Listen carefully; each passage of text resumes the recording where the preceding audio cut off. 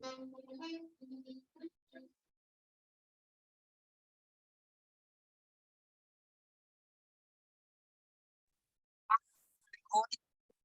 morning. Good Hi. morning. Hi, Dina. Good morning. I see you. Good morning, Deborah. Good morning. You look wild. I Do you need And look at Vicky, she looks so information tame. about the Wow, escrow? woman. Look at Okay, you, hold on one Vicky. second. Let me Good give morning, you. Evelyn. I Good know my morning, hair, Dawn. I'm doing it different today. Yeah. Yeah. I'm actually in Hacienda Heights now. I can't even Time. Hacienda Heights is 16404 Evelyn. Colima Road. yeah, Evelyn Hart Okay. hard at work. The Vicky. address of the Good. escrow company is okay. Good morning, Jackie. It's 16404 Colima Road, Hacienda Heights. And phone number is 626 961 Evelyn. 51.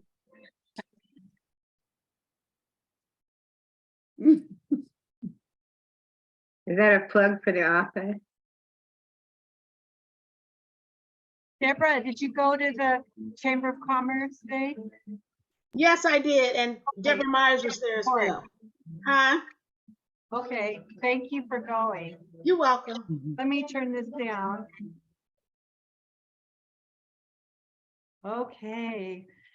Hello, everybody. Third week of January meeting. It's good to see you. I know there'll be more people jumping on, but we will just begin because you guys are on time. So thank you for being here. Let's take a look at our agenda for the day, okay? So we have a few things. Here we are. And number 3 is, have you updated your BHHS national website yet? Remember, Allie came and spoke with us last week. So I did take a look, and I'm going to share a few websites that were updated since we met. And then we're going to hear from Keeping Current Matters on supply and demand in the year 2023. So we know what to look out for and where we can find opportunities for business. Vicki is here with us today because she has some stuff to share, which is important for us as we are looking for those gold mines in terms of leads. So thank you, Vicki, for making time and always sending us the good information, the NODs. We'll look also at Brian Sanchez from Movement Mortgage about creative financing in today's market. And then we do have some housekeeping items to look at. So we just celebrated Dr. Martin Luther King Jr.'s birthday on Monday. It was a holiday, and I thought this was very apropos. The first week we met, we talked about 80% of success is just showing up. Last week, we talked about accountability is the glue that brings our goals to fruition.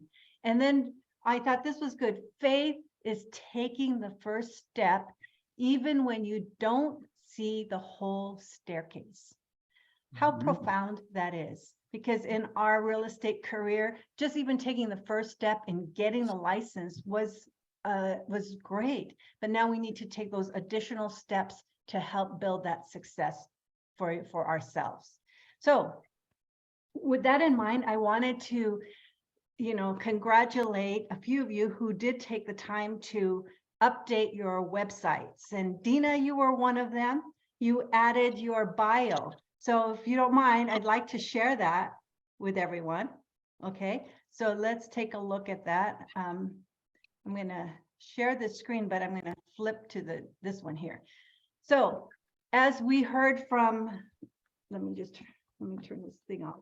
As we heard from Allie last week, all of us have a BHHS national website. And here is our own Dina Friedman. And if you'll see, she is an associate broker. So congratulations, you got your broker license many years ago, Dina. So congratulations for that. And then Dina added her bio. So here is her bio. Dina Friedman will provide you with top-notch service, easily accessible, reliable, and excellent work ethic. licensed 24 years. Wow. Dina, that's great. Dina also holds a broker's license. Call to find out what separates Dina from the rest. And then she puts her phone number once again. So congratulations, Dina. It took a little time to get that uploaded, right? So Yes, actually, I'm not sure how long it took, but I see that it's up now, so that's excellent. yes. And then I wanted to show Victoria. Victoria also uploaded her photo into the national website. She is a very new agent, just a few months. And so she was able to get this up. Last week, she said she did it, but it took a while for it to actually show. But here's Victoria. Now, Victoria just needs to add her About Me section. But look at that. Now I didn't realize she also spoke French. So we Oh, get to learn a wow. little bit about our friends. And then you'll see everything else is the same here. Okay. And then I wanted to highlight Tom Wang's, because Tom Wang did put in About Me, but I think he already did this previous because he did it through the BHHS Resource Center. So here is Tom Wang's About Me. Okay. So we learned that Tom logged over 25 years of business management experience, building a reputation for giving 100% in every undertaking. So I know Tom couldn't join us today. He did let me know because he also runs another business. So Tom has a lot of experience, and look at the languages he speaks: English, Chinese, Cantonese, and Taiwanese. Okay, so I wanted to show you mine, and the reason why is because you'll see, watch this. When you go to the bottom, it says, you know, areas you serve, and everybody has Gardena, and then it shows Bellflower, Hacienda Heights, Long Beach. And I thought, what the heck? I want to show where my specialty lie. So I'm showing you mine, and I took my picture from last week's Zoom meeting. See, I'm wearing the blouse from last week. And then I did put in an About Me because that's what Ali said. And what I did was just take some of the testimonials that people have written in the past, and I just stuck it in here. Okay. And then down below, you'll see the different transactions. And then look at this, guys. What does that look like? Where is this? You know?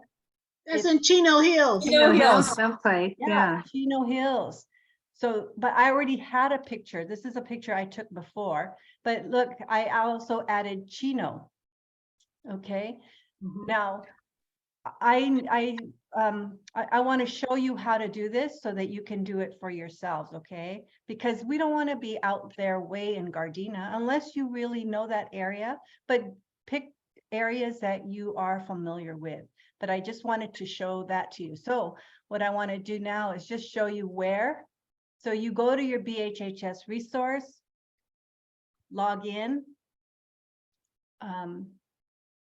Okay, yeah. I just did this last night, so I'm just trying to make sure I remember. So see, up on the top right corner is where your picture and your profile is. And I'm going to click under here and I'm going to go to my profile.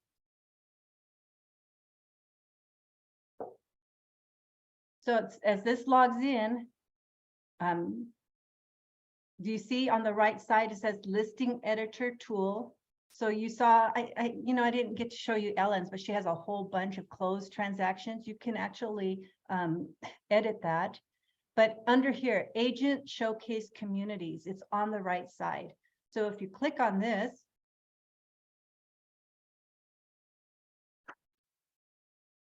you will see I did add Chino Hills, I did Chino, and I put it in the order I wanted, Hacienda Heights, Ontario. Okay, and then what you can do is click on featured communities on the left, and you can select.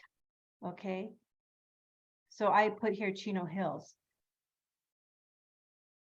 Let's see, let me go back because I think you might need to, add community. See here on yours, because mine is already there. I already added, so you can add communities. So Evelyn Chu, you're in the Corona area, so you might want to add Corona for yours. See, you just pull it up And then you can find Corona. Let's see if we can just get Corona, California. I don't know why they have Corona Del Mar, but that's a nice area. You'll have good listings out there. Let's see if I can find anything else. Let's see if Eastvale is there.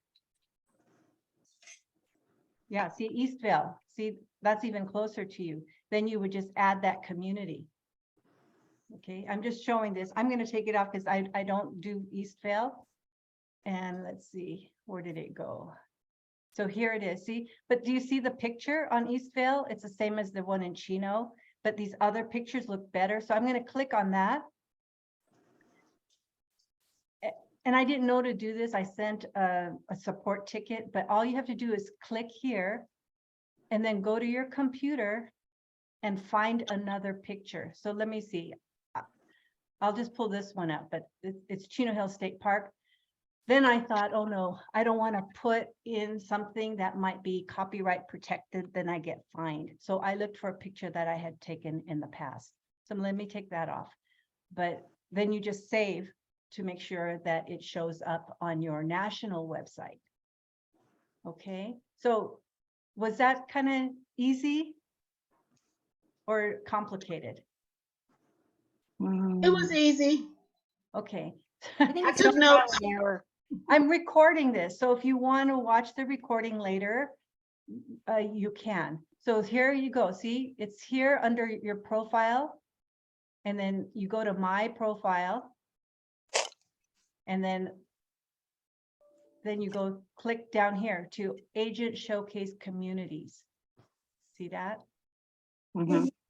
And then what you'll do is you'll add communities. Spaghetti now?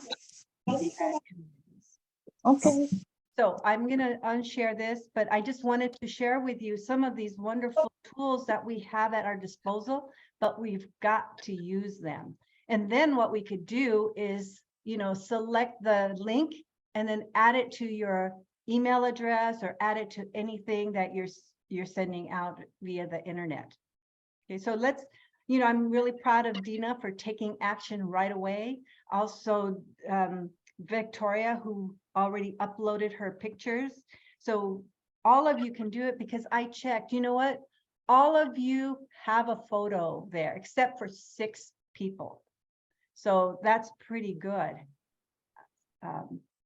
But now let's work on the About Me section, okay? And then you can start promoting this to different groups. I also wanted to share with you, now I'm switching subjects, that we made it in the top 10 of our Mulhern group in terms of production in December. We were number 7, Chino Heights. So that is wonderful. Congratulations to us. And let me unshare this. And one of the big reasons for that is because, now where did it go? Let's see if I can.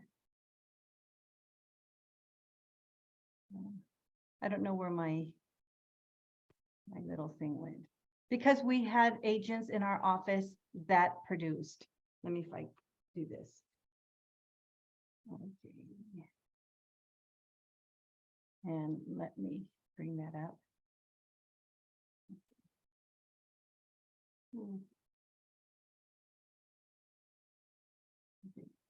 Okay, now I think I can do it.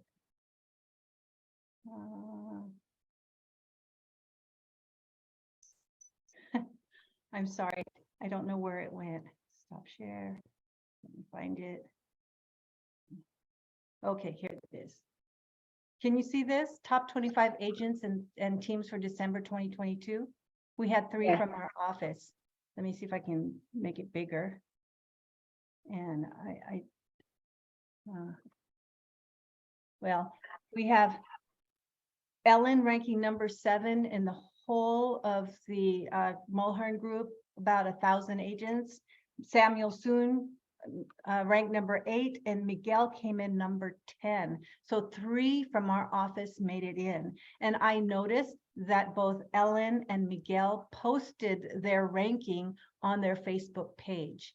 And that's important because you're sharing that with the people in your Facebook community that you are in business.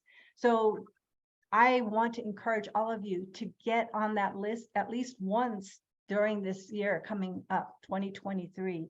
Get your name up there and then highlight it and post it wherever you can. It's a way to build up credibility. Okay, so with that, I wanted to switch gears and share with you the Keeping Current Matters January update. It's the beginning of the year, so there's a lot of good information that we need to know when we are maneuvering through this market. So let me grab that here. And be sure you tell me if you can't see it. I've learned my lesson.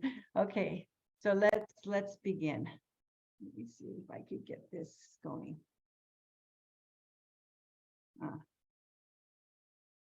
Okay, here it goes. You know, it's a new year, there's new possibilities, new opportunities, and we're going to talk about some of those today as we look at where we're at right now, what's ahead, and what we can do to be productive and successful in the new year.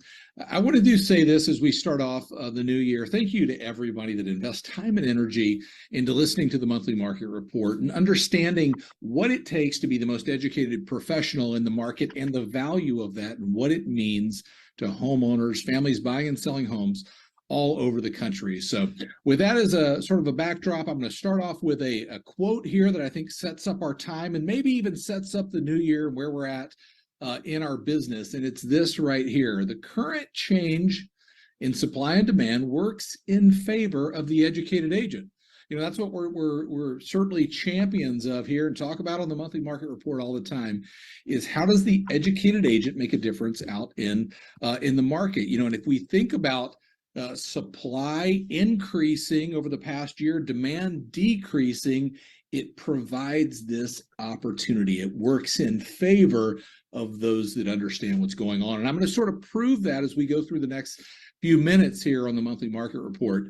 Now, I want to start and maybe give a little bit of context and go back to a topic that we talked about last month, and that's on mortgage rates, and give you a little bit of context, maybe a reminder of something we talked about, but also another way to look at it. Okay, so I want to go right here and first start with the reality of last year of 2022, and that is that the 30-year fixed rate in this country doubled over the last year. We started out at 3.2% back in January a year ago, ended up right at 3.4% as we wrapped up the year. Never seen a year in the mortgage rate doubling, never seen as rapid a rise in mortgage rates in this country. And all of that certainly has impacted the market. It's impacted, you know, folks psychologically, even maybe in the business and what's going on. And I think our job right now is to be certain and understand what is happening. And so, you know, we talked about that last month and really broke down the relationship between the 30-year fixed mortgage rate and the 10-year treasury yield. And if you remember, we talked about it's all about the spread, everything about the spread. And we went through the, you know, sort of the examples of why are rates not at 5.5%. I'll bring that slide back up. You know, if we go back to the year 2000 through 2021, really the past 21 years, and we see the average 10-year treasury was 3.49%. The spread there, 1.79%, giving us an average mortgage rate of 5.28%. So you take the treasury, you add 1.79%, and you get the average mortgage rate. And that average over the last 20 years has been 1.79%. And then we talked about how over the you know, the last couple of years, you know, that's fluctuated, but certainly in the last year, we've seen that spread rise, where today, 10-year treasury 3.69%, the spread 2.79%, giving mortgage rates a rate right now as of this most recent posting from Freddie Mac, 6.48%. Let's call that 6.5%. So that spread has widened over the last year. Okay, so if we take this as an idea, then the answer to that is, as that spread decreases, we see lower mortgage rates.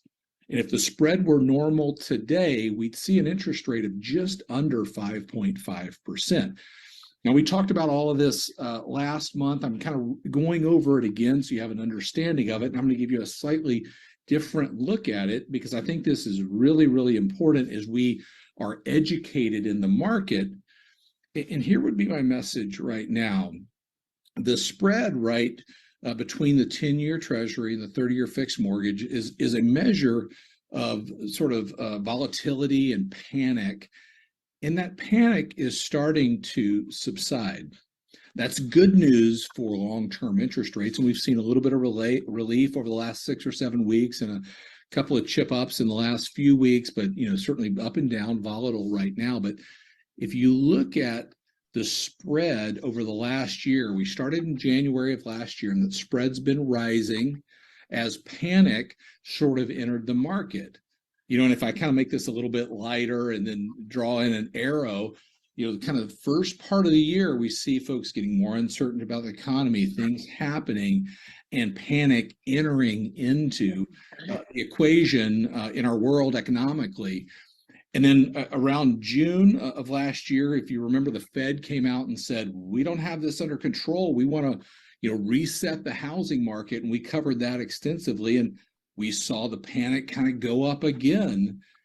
And then we come to the end of this past year and we start to see the panic subsiding and, folks and experts, economists, the Fed saying maybe the peak of inflation is behind us. Now, I'm not here to say it's all about inflation and we need to, sort of not do anything about that. I think there are very real things that we can do, but the bottom line is there's still about a 1% difference between where that spread sits today and where it is sat historically. Okay, so as we do a better job helping to take panic out of the market, we will see that spread lower. And I'm going to talk about how we can do that. But this is really right now the difference between what I'm going to say is the confident agent and the confused agent. The confident agent says, you know what, I understand what's happening and I'm watching this and I'm informed and I'm educated. I am the educator. The confused agent right now says, I don't know what's going on. And I think this is going to be a delineation point for many, many agents as we go throughout the year. And I would encourage you to use this monthly market report, show it to your team, bring it to them to say, okay, where are we right now? Are we a group of confident agents? Am I, if I'm a solo agent, am I a confident agent? Am I confused? Because here's the bottom line, as we see that volatility, we see panic starting to come down in the market. Here are a couple of perspectives that I want to give you about opportunity right now. First is from Lawrence Yun. The upcoming months should see a return of buyers as mortgage rates appear to have already peaked and have been coming down since mid-November. We've talked about that. I want to remind you of that. One of the probably, one of the premier thinkers in the mortgage business, Dave Stevens, former assistant secretary of housing, held positions at the NBA. He said this, and I think it's very important that we take note of it. He said, so be advised, this may be the one and only window for the next few years to get into a buyer's market. And remember, as Federal Reserve data shows, home prices only go up and always recover from recessions, no matter how mild or severe. Long-term homeowners should view this market right now as a unique buying opportunity. I started off this saying, Happy New Year. There's opportunity right now, and there is absolutely opportunity in the market. Now, I'm going to get to here in the next few minutes what I believe is the biggest opportunity. But for the long-term homeowner, this is an opportunity. This is an opportunity we haven't seen over the last couple of years. Now, I think there are things that stand in people's way and concerns and all that, and I want to address those. But I think if we miss this opportunity, we miss what this market can bring to us. One of those concerns, and we talked extensively last month about it, was home prices. And I want to give you a little update on that, the forecasts that are out, and a little perspective and some things that we're seeing in the market. So again, you can be the confident professional moving forward with your clients. First, the one thing that is true right now about forecast for home prices is none of the experts agree. That is absolutely true. This is a look at the forecasters that we follow. They go anywhere from depreciation of 5% to appreciation of 5%. The important thing to remember right here is that we don't see any of these reputable forecasters calling for a free fall in prices in the housing market. And I think you're starting to see a turn in that as well. One of the interesting things that has been published recently was an article in the Wall Street Journal where they looked at home price appreciation before the pandemic and after the pandemic. And if you look at before the pandemic from kind of the fall of 2017 up until the spring of 2020, about 12% home price appreciation in that 2.5-year time span. And if you think about the 2.5 years going into this fall, since the beginning of the pandemic, what did we see? A tremendous amount of appreciation across this country in residential real estate, 38%. So would it make sense that in some markets and in some cases we would see a little bit of that come back? Absolutely it would. But again, not a free fall in prices, like maybe some have said, people, in the media, maybe people on YouTube, other places like that. Another fact that people, think about in prices is every home out there is reducing their price right now. Simply not true. If you look at this, the share of homes having their price reduced going all the way back to 2021, let's look at this graphic right here. At the height of the most recent information we have from Realtor.com in November was just over 1% of homes having a price reduction in the market. So again, not a free fall, not a situation where we're seeing every home or a great majority of homes having their prices reduced, but just a slim piece there. And I think this is important that we remind ourselves, remind people we're working with, that is the case. And one of the questions that I would certainly put on the table right now is this question: have home values hit their bottom? This is a look right now at Case-Shiller, FHFA, Black Knight, and CoreLogic in their month-over-month home value change. And if you sort of isolate the last 4 months that have been published, what we see in each case, the depreciation peaked in August. Now, I'm not here to say that we're out of the woods, but what I am here to say is home price depreciation is not in a free fall. And as we go through November, December, we'll get this information. It runs in arrears. It's the best possible information for home prices. But what I'm saying is you're not seeing it drop and continue to drop. May see, a little bit here and there coming forward, but not this precipitous decline in home prices. We're going to continue to follow that. I want you to stay, tuned to the monthly market report every month so we can stay on top of this. But these are the questions that folks that are thinking about buying are asking right now. Maybe folks that are move-up buyers, that are sellers that are asking right now. And I think one of the biggest things we have to do opportunistically in the market is we must control the narrative. We must control what's being said about our business, because sometimes even the worst case scenario out in the media, they portray housing in one certain way, but even people in our business portray housing a certain way. And I think about this, some of the things that have been said recently about the housing market is frozen, and maybe you even talk to somebody in your office about that.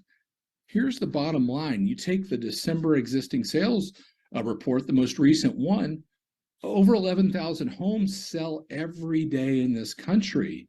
And the proof of that is the math on the screen. Just over 4 million homes in the existing home sales report divided by 365 is just over 11,000 homes every day.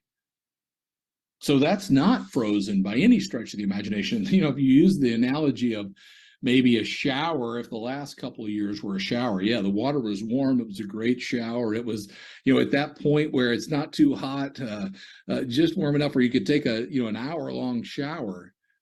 there's no doubt that that's not coming out of the spigot right now. Maybe it's a little bit colder water, but it's not frozen. It's not in any stretch of the imagination. That also means that 8 houses sell every minute in this country. Again, I put the math here on the slide.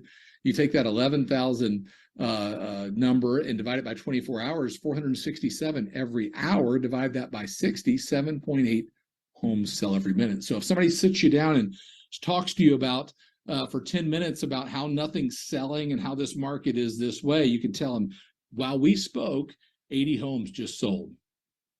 And I think us controlling the narrative is critical. Here's one way it's critical.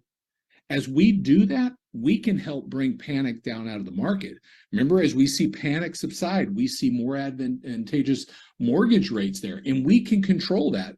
If we become, sort of a slave to inflation and what the Fed is doing, and we're out of control, then there's nothing we can do, but we can control what we can control, and that is the narrative.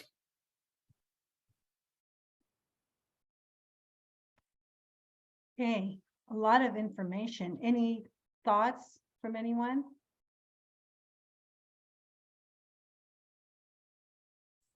I just wanted to say I love how he said control what you can control. I think that's so important in every aspect of our business. Yes. And that I thought also that this is maybe the one and only time we can get buyers into the market. So, with that, I'd like to switch it over to you, Brian. Sorry, Vicki, can we just Oh, yeah, totally follow up fine. with Brian? And because Sure. let's take advantage of Yeah. our buyers and get them out. Absolutely. Basically, I think that video that you shared was really powerful. I think there's a lot of good data on there that shows that the market is doing good, and we may have thought that the things are not doing as good, but that number shows that 7 homes are selling every minute. So we got to do our job to see if we can get in on that action where we're getting part of those deals.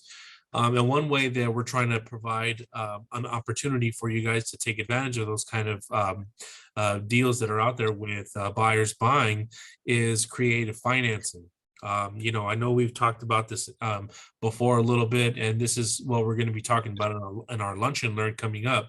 But creative financing, I feel like, is one of the things that are really providing another level of service that clients really, these types of clients are kind of just not, there's no bucket for them to go into, and so with creative financing, and what I mean by that, there's a lot of clients that are self-employed, small business owners, retired, seasonal, gig workers, real estate investors, owners and employees of cash businesses, industries that change a lot, or the employment changes a lot. Someone that's transitioning from family, like they were a homemaker and they're transitioning to being in the workforce, or they're just looking to unlock tapped equity, or even as recent as being an immigrant. These are clients that a lot of times there's no program for them. So with creative financing, what we were able to do is we're able to help these people qualify based on their funds that they have for down payment and closing costs and reserves, and qualify them for a mortgage. So the reason why we're able to do this, and we'll talk more in detail about it, but so all lenders follow what's called the ability to repay rules. These are governed by the Consumer Financial Protection Bureau. This was implemented during the Dodd-Frank Wall Street Reform Act. So all lenders follow those guidelines. However, this company that we're using, Change Mortgage, they don't have to follow these guidelines because they're something different. They're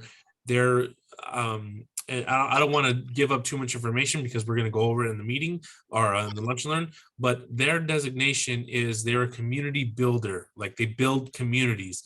That's how they're able to do these programs. And I'll be honest with you, they're really, really powerful. The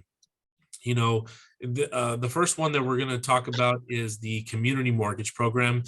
This one's ideal for people that are self-employed or small business or cash business owners. And so how we qualify them, we have to run their credit and make sure their credit score is at least a 640. We have to qualify them with their money that they have for down payment. They have to have at least 20% down. And then they also have to have enough reserves for 12 months reserves. So 12 months of the mortgage payment needs to be in an account that they have access to for reserves. So, if you have a client that has been, really on the fence about moving forward because, they say that there's no way that they're going to qualify because, their business didn't do good last year, or they don't want to pay taxes on the income that they earned. So they're not really reporting it that much. This is the program that's going to work out for them. As long as they have the money for it and they can qualify based on their assets that they have. This program, we're seeing a lot of get accepted more and more now. So it's something to really kind of have in your back pocket when you're talking to someone and they're saying these kind of triggering answers that they're a business owner, they had a lot of income and tax write-offs. So when you hear that, oh, this may be a program for you. The other program that we have is, I think you guys heard me talk about this one before, is a bank statement program. This one is a really cool program. The bank statement program helps people qualify with their deposits in their bank statements. It could be personal or business. So this is ideal for anyone who doesn't meet the regular documentation requirements. A lot of business owners, they have a lot of cash flow coming in, but they don't really write it or report it on their taxes. This is a program that's going to work out for them. Bank statement program. And the reason why this one works out a little bit better too is because they have their business bank statement deposits that we're looking for.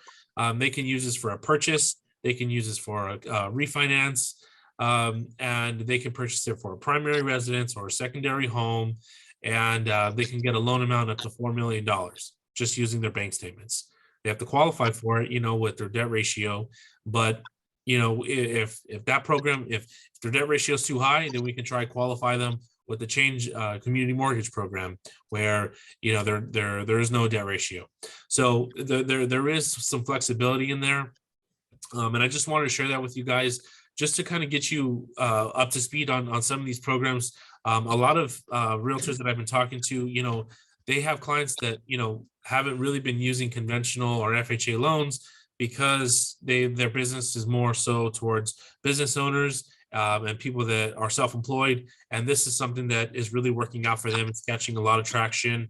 And so I really wanted to kind of give you guys a little sneak peek on that and really kind of get you guys excited for the Lunch and Learns. And we're going to go real deep on it, get into the nuts and bolts of these programs.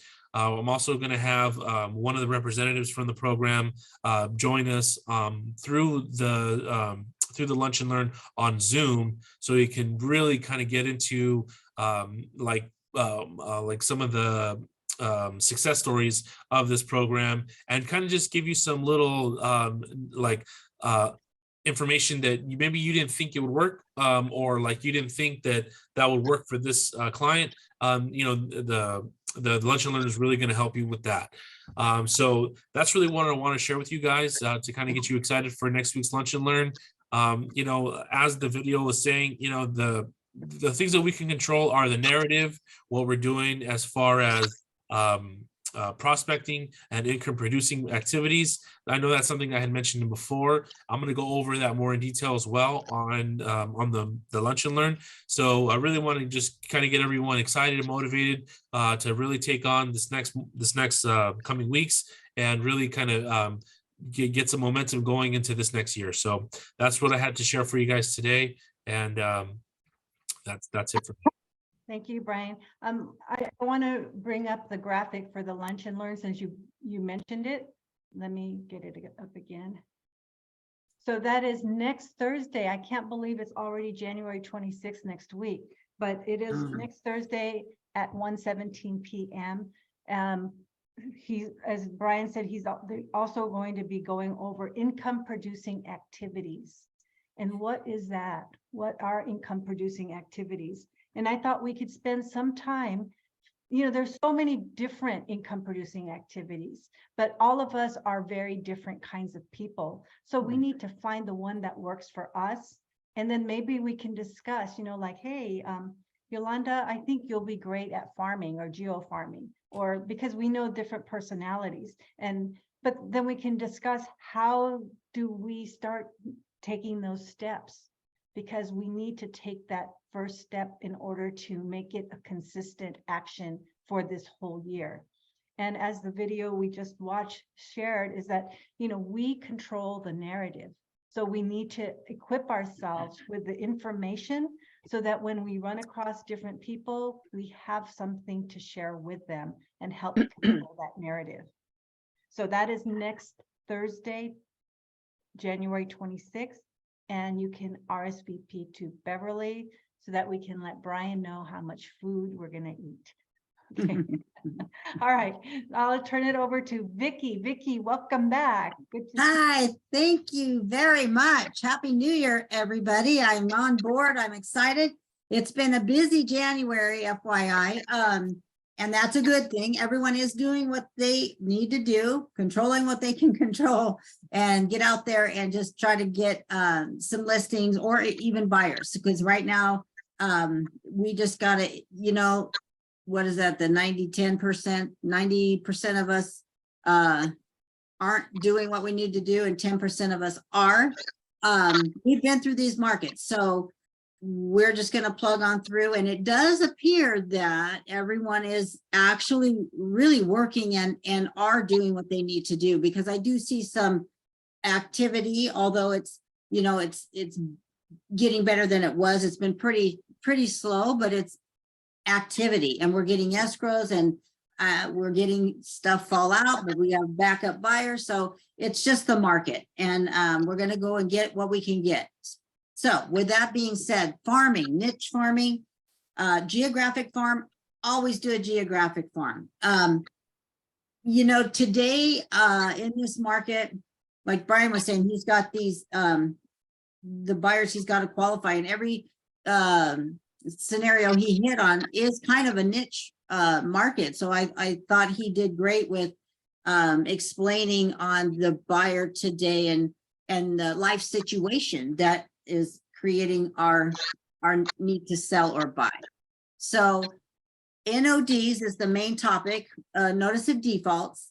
As you know, those are coming out on a regular basis, daily, every other day, whatever. The holidays kind of got messed up. If there's not any to send, then there won't be any.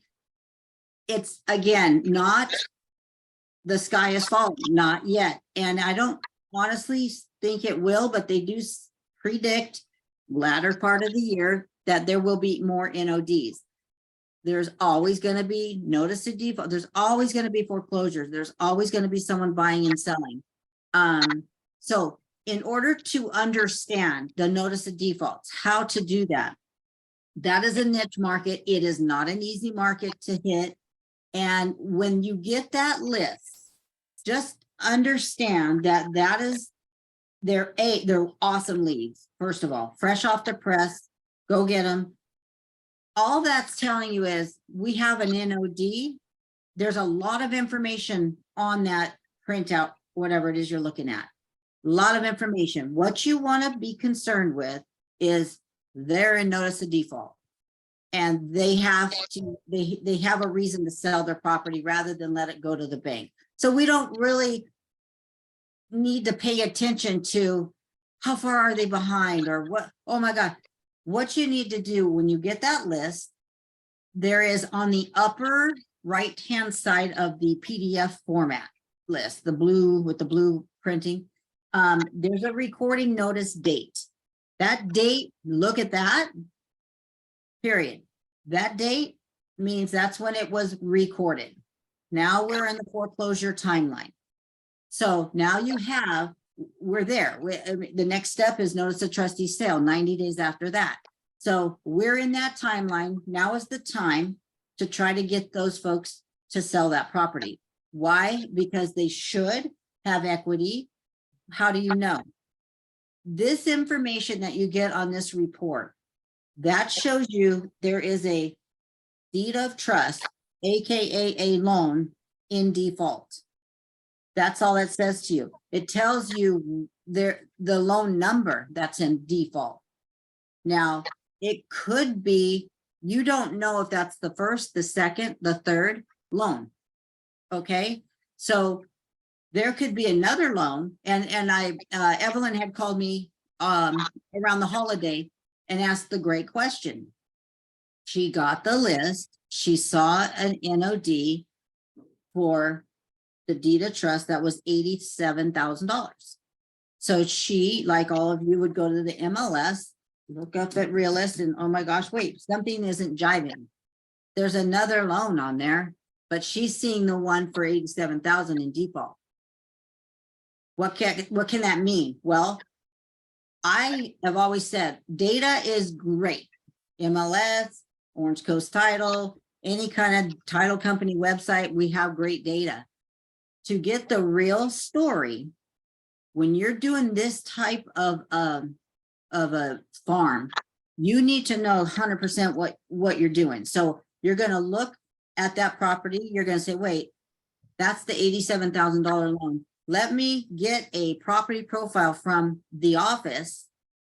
Lindsay or Ronnie at the customer service office is going to tell you, they can tell you verbally, but they're going to send you all the docs. They can tell you verbally right then if we're closing on the first or the second. And in this case, in that case for Evelyn, I looked, although Realist just showed the 87,000 one in default, the first was in default as well. So a first lender can record an NOD, and then 3 months go by, a second lender can record an NOD. So now they're both in NOD. So they're the only way you're going to know is to contact and get a full property profile from the office. You can ask me, but it's just faster to ask Lindsay. He's right there with the data, and he can tell you, yep, I have investors do it all the time. I have investors that when it was a candy store, they're buying at auction, and they're calling Lindsay on the phone at the auction, asking if that's an okay property, if it's a good or not a good, because he's going to be able to tell us. I'm going to be able to tell you, but he's got the data in front of him. So when you guys do this, you have time, get a property profile from customer service, ask the question, he's super awesome. He'll tell you, he's going to tell you there's a lis pendens, run for your life, whatever it is. He's going to tell you if it's pursuable. And then that way, okay, we can do this. Secondly, on the property profile for the NODs, they're going to be behind, and it's going to say X amount behind on that note or deed of trust. It's going to say they're X amount behind. We want them to list. We don't, not lack of a better term, we don't care how far they're behind. They're behind. So the bank doesn't care either. So the only way the bank is going to get that NOD before we get it to the next phase is to sell the property. They want their money, period. They're not going to postpone it on the NOD status. They're not, unless the borrower calls and does a loan mod or whatever. But if we get a buyer, we get an escrow, we're dealing with the timeline. So we need to close before that property gets to the next step or before it goes to sale. The question is, notice the default. When it's recorded, you have 90 days. So let's get that seller now, figure out if they have equity. Again, that property profile from Lindsay is going to show you, well, wait, how do I know they have equity? How do I know before I tell them, hey, sell, you have equity? Get the property profile. Let's see if the first and the second, however many are default. We got to see if there's any city liens, if there's any kind of judgments, anything that's going to pop up and take away from those proceeds. So that's going to tell us, that's why you can't just look at an NOD and say, oh, they have equity, because you really have to go get that report and dissect through the documents and figure out, we don't know the balance of these liens. There's a face value. Always add 10% per year on a lien to kind of get the number for penalties and interest for those liens. Let's just say we have a city lien And it says it's $430 and it recorded in 2016. I would add 10% per year on top of that amount to kind of get a good estimate on, okay, Mr. Seller, you're gonna have hit with that. You're gonna, if you have an IRS lien, we got all this stuff that's gonna come out of the proceeds. Hopefully, with the commissions, the closing costs, and all that, we're gonna have equity left. Because most everyone has a lot of equity today, this is why it's actually a good thing to have an NOD. In 06, we had, or in 08, we had all the short sales because the equity was upside down. So that's a lot more work and a lot more frustrating for everybody, for the banks, for the agents. You got to get approval. It's a long process. But right now, today, most should have equity. I've seen a couple right now borderline. The first word short sale came up 2 times in the last few weeks, which that was on a reverse mortgage. So I'm like, well, you don't know. You really don't know until you know the balance on a reverse, because and Brian, I have a question for you though. So on the deeds of trust on a reverse mortgage, I think there's a couple ways they can do a reverse. A face value, let's just say our reverse mortgage deed of trust says $750,000. Okay, that's, I think, the max amount it could be, but they may not.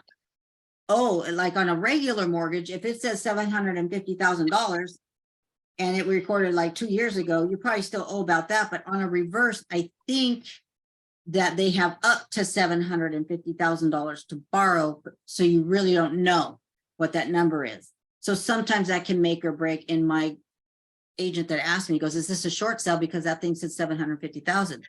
We really don't know until we figure out what that reverse is going to be about.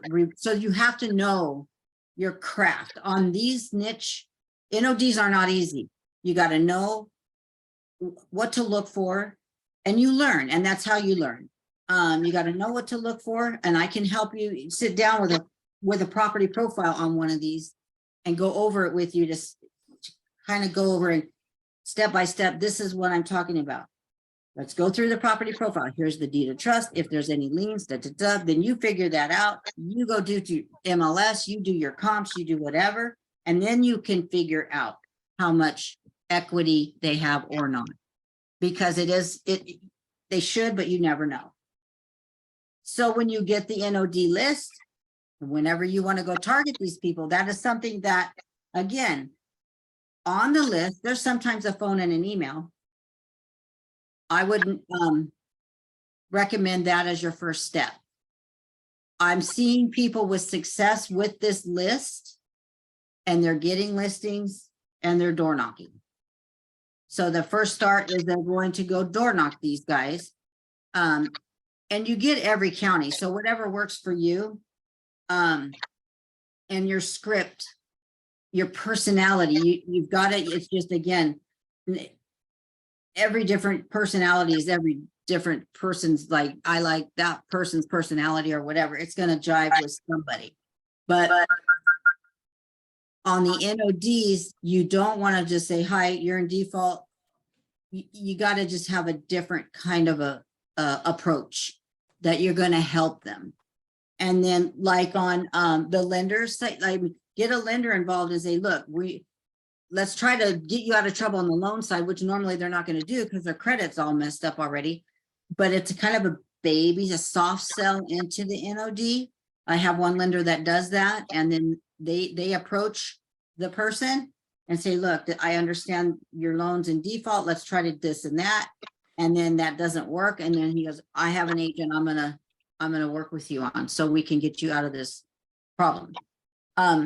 So the NODs are tricky. They're not easy, but real estate's not easy.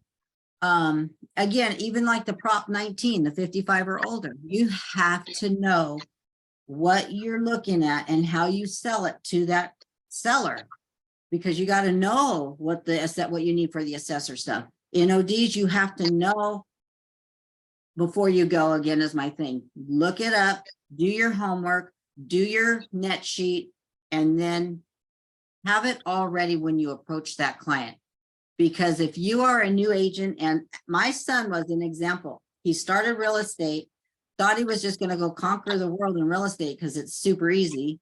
And he got a short sale listing. He just thought it was gonna be easy money.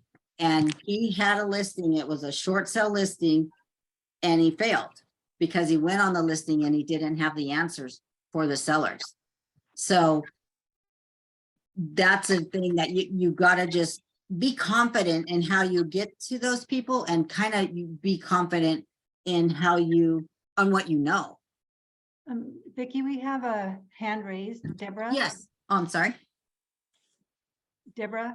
Yes, I was wondering, when we get the NOD list, should we focus on the dollar amount that they're in default? Because some of them like have $1,000. It's like, oh, that's probably HOAs. They can come up with $1,000. Do I bother myself with them? Yes, yeah, I would. So, okay, because we don't, a good question. Again, so they're in trouble for some reason. And again, those, and sometimes all the report gives is those HOA defaults. Now, I think the way to hit that up, yeah, they could make it, get it out of default. Look at that recording date. They could, but you know what? I wouldn't ignore any of those, Lee, any of them, because no matter the amount, they may want to get out of the HOA. Let me get you out of an HOA. Let's find you a property without an HOA so we don't have this problem. I would approach it that way. I do have an agent that actually I'm like, oh, I'm not even gonna send the HOAs, but then someone said, you know what, it's kind of a niche too, because these second properties in the deserts or wherever they are, there's a lot of HOA for NODs, so you can kind of get them out of that. So it's just another way to sell it, but you got to know, hey, let's get you out of the HOA, and they can make it up, or let's just get you some money in the bank and have someone else take on the headache, you know? So Okay. that NOD amount isn't important unless it's not important. You want them to sell, period. So that number is just a number. Okay, thank you, Vicki. Well, Sure. it sounds like, Vicki, it's complicated, right? Yes, But yes, we have a lot to know. Maybe we could do a lunch and learn. on sure. this, Yes, because I think our agents, you know, NODs seem like a difficult thing, but guess what? These people may need Yep. to sell. So it's a good place, you know, it's like an expired. They already raised their hand. exactly, These people didn't raise their exactly. hand, but their hand is being raised for them because they're not able to pay their mortgage amount. So, and like you Yep, and- said, Vicki, Mhm. it is hard, but that's what our job is Yep. to learn. And you know, in this Yep. market, we didn't know how to do short sales, but you just jump in, you'll learn it. You didn't know You how to do. sell a house or to buy a house, but you Yep. just jump in and learn it. That's part of our job. So we have you as our resource. And I know some of you already get these NOD lists from Vicki, but if you do not and you would like it, ask her and she'll mail it directly to you. She used to mail it to me directly. Well, I still get them, but I don't have time to sort through it. So Yeah. you will have to sort through it. So she has LA County, Orange County, San Bernardino, and Riverside. Other agents are also getting this list. So the one who wins is the one who takes action on a consistent basis. And Right. and I think just to remind ahead. everyone, these people are under distress. So we have to be careful on how we approach. We don't want to be vultures. But I know your personality is not like that already. But I'm just wondering, Vicki, when you market to them and if you door knock, should you door knock on a few houses in their their cul-de-sac or neighborhood? That's a very good them idea. Directly? Because they feel Absolutely. like they've been targeted. That's a very good idea. Yep. So that if they see you, it's Yep. not just you're going straight to their home, but maybe hitting Very good two idea. on one side, two on the other, and them in the middle, Yeah. you know? So I wanted to add to that too, you guys, the list. Here's the thing. Okay, you guys get a farm, right? And then you farm out to 200, 500 people, whatever. You do mailer, blah, blah, blah. This list, although there aren't 200 a day, in each county right now, it's actually a very manageable list. And just so you know, this list is hot, fresh leads. So when you get that list, you are ahead of the game, because if you contact my customer service office, that notice of default is not likely going to be, if you call them that day, you get that list, the next day, give it a couple days, 3 days, it's still not going to be there. The list you're getting is the, honest to goodness, the best list out there, because they're recorded NODs, but they're not of public record yet. So everybody has got wind of it. And Evelyn did have a good question on the printout when it's, there's on the bottom, there's all kinds of stuff. Auction date, it's going to go to auction. So wait, we have the NOD today. And then on that piece of paper, it has a lot of information. And on the bottom, the auction date is an estimate auction date, which is a good little hint to you to say, okay, we have this much time to get this puppy sold, but don't ignore because it says auction date. That's just information saying this is how much time we have total, even at the next phase and the next phase. So again, we'll have a class. We'll get it. I'll read through their thing. We'll get a property profile on one. I'll try to get one with liens and junk, and then we can figure out. I'm going to show you how I would figure out if that's person has equity or not. I think I even found, and I don't know how great of a script it is, but I did locate my archive files for short, and actually they call it short sales for marketing to the NOD. So That would be helpful for us. yeah, so we to know can how to just do it. do it all, and then everyone can learn together, and it's just easier, as you say, jump in and just learn it. And again, until you have one, you just learn as you go a lot of times. Just, yeah. It's true. Thank you. Yes, let's set that up maybe next month. Yes, absolutely. Okay. I wanted to share with all of you, let's see if I can get here. You know, we're looking at different ways to find leads for ourselves. So let me see if I can, you know, here's our MLS. It has a wealth of information. So I'm going to log in and just to share with you, let's look for expireds, okay?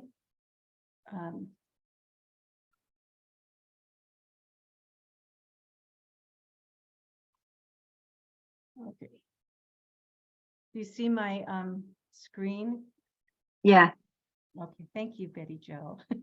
I got so excited that someone said something, I stopped my share. Okay, so let me see, I have to close this out. Okay, so we log into our MLS. And let's, what city should we want, what city should we look for expireds in? Chino Hills. Chino Hills, okay. All right. So let me read this later. Okay, so we're going to search. We're going to go to detail in the search bar. And then we're going to uncheck all of these and we're going to look for expireds, okay? So expireds between 0 to 180 days. And then I'm going to type in Chino Hills here. Okay, and then there's 71. You see here on the bottom left, 71 results for expired. But you can even narrow this down to say single family residence, condos, and townhouses. So that's still 71. Okay, so now I'm going to look it up. Results.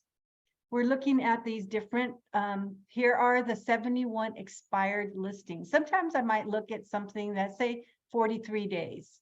This one is, well, let's look for a single family residence. Bronte, let's go to the next page. Okay. So this one just expired on Ritter Path, Chino Hills. Okay, so a 719,900.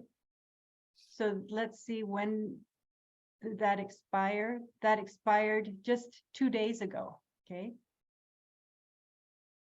So, but what we want to do is make sure it didn't get relisted. So what you do is go to this parcel number here. We're going to look at realist tax. And we'll see if it was relisted. Okay. And what you do is look for this area here.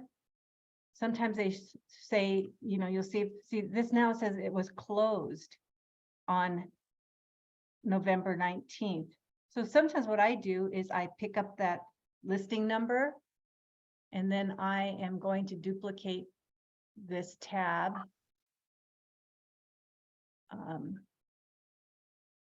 In my search listing ID, and I'll just put that in here and check it, because we don't want to waste our time searching for something that's already been sold. That doesn't show anything. So I wonder, oh, you know what? The reason why it doesn't is because they decided to lease it, because you see this amount here, $3,200. That's how you know it wasn't sold, it was leased. I could have looked at this first, but I was not paying attention. But so you have to do homework. Everything is a little bit about homework. So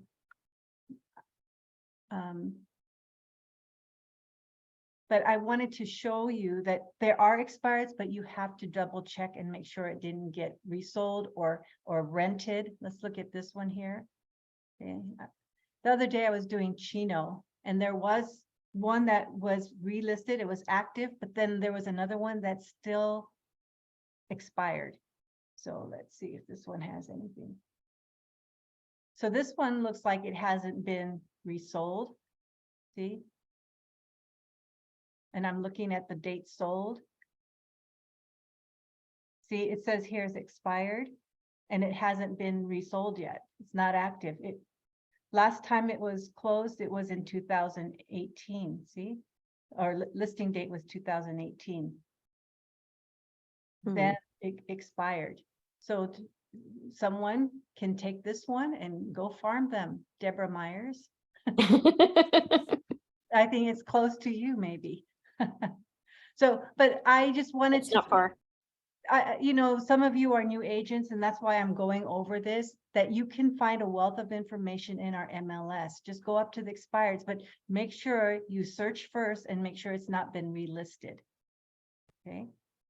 So that is one other avenue, because as our video said this morning, the supply is going up, but the demand has gone down. And so what happens is people end up with expired listings. And maybe they were expired because it was overpriced, or they didn't stage the home well, and so people were not interested. So these again are other niches of where you can get leads, but it takes time. You have to do your research. So maybe in your time management, you can take a day and say, you know what, on Thursday, Friday mornings, I'll look up expireds between 9 and 12. 9 a.m. to 12 p.m. And then you could just start making your list, and you can add it into your Sage CRM. You may not have a phone number or an email, but you have their address, and then you can track when you're sending something to them, or if you door knock it. The NODs, you do have an email and a phone number. If you put it into your Sage, you can be sending them marketing pieces periodically, so that your name starts to become familiar to these people if you start to door knock to them.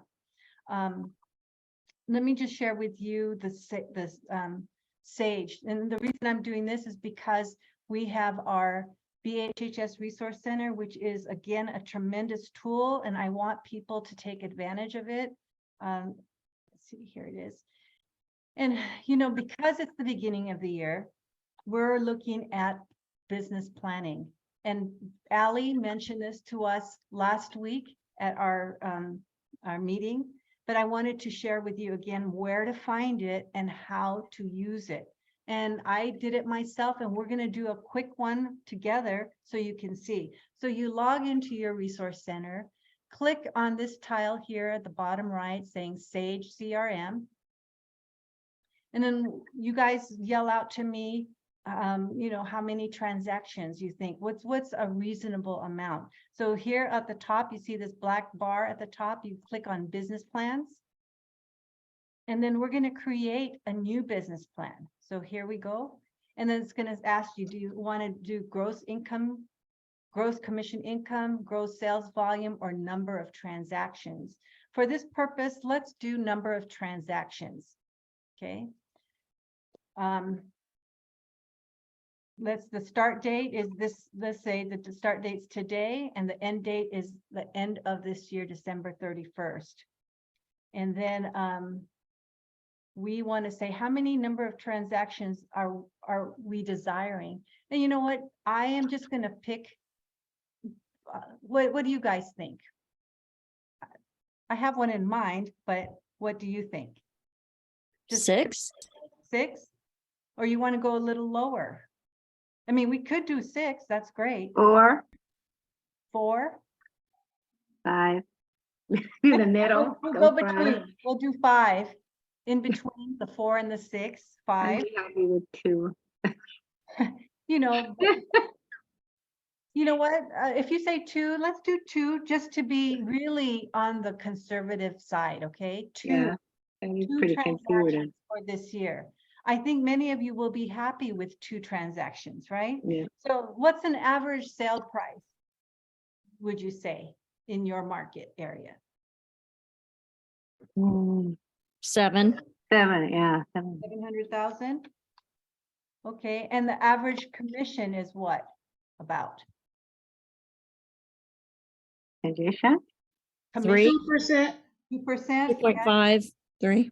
2.22%. Let's, again, we're going to be on the conservative side, okay?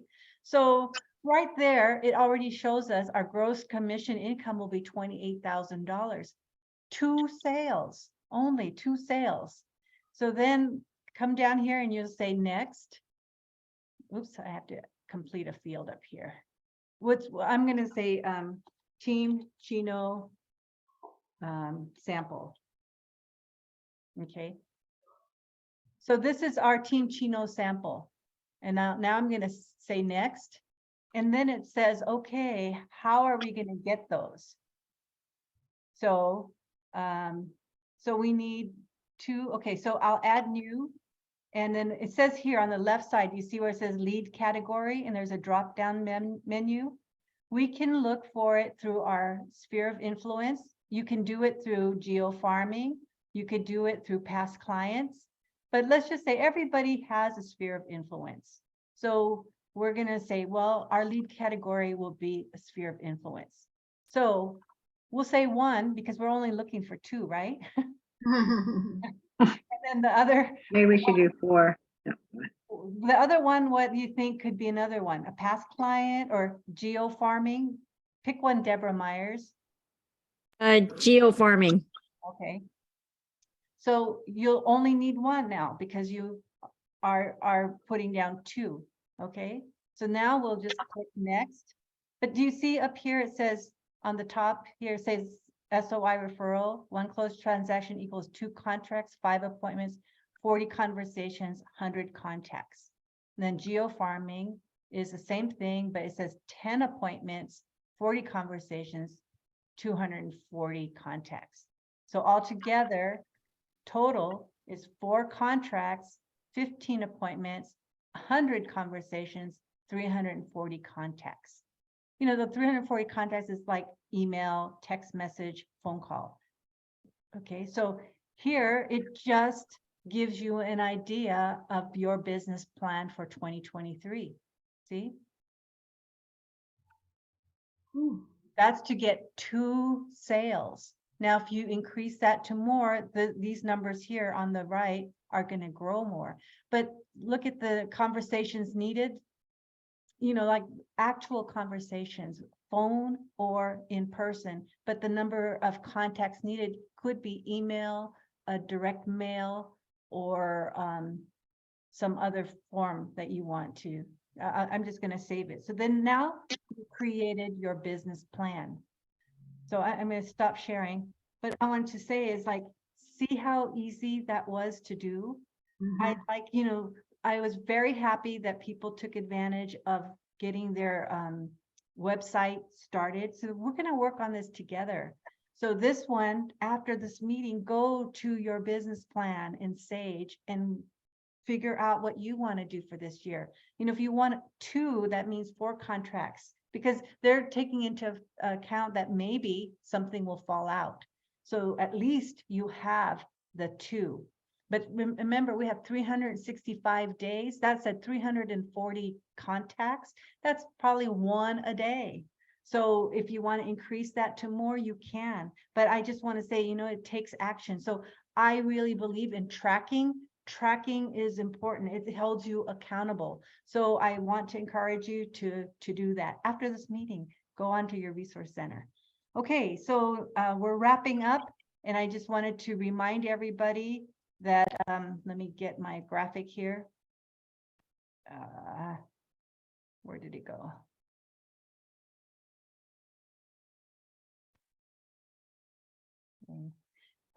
We have a legal update this Thursday from 9 to 11, and it's with Bill Jansen. And, you know, for those of you who've heard Bill speak before, it's always very enlightening and interesting. So I encourage you to go. If you're not able to make it, you know what? I'm not sure if he's going to have it recorded, but tomorrow I'm going to go for a little while, but then I have to take George to his therapy. So I'm going to record it on my computer using that gaming device. It's Windows G. And then I will send it to you if you don't go. But it's better to go in live person. Okay, so tomorrow from 9 to 11, 2 hours legal update with Bill Jansen. And then as I mentioned earlier, we have the lunch and learn next week. So be sure to RSVP to Beverly. And Vicki, thank you for agreeing to do a lunch and learn for us regarding the NODs, because let's be intentional in our marketing efforts this year. And I'm going to be a little bit more hands-on with all of you, because I want to see your name on the top 25 agents, because it's good marketing for you. But then I, as a manager, would love to see our name in the top 10 every month. So anyway, thank you everyone for your attention, and continue moving forward. And I'm here if you need me.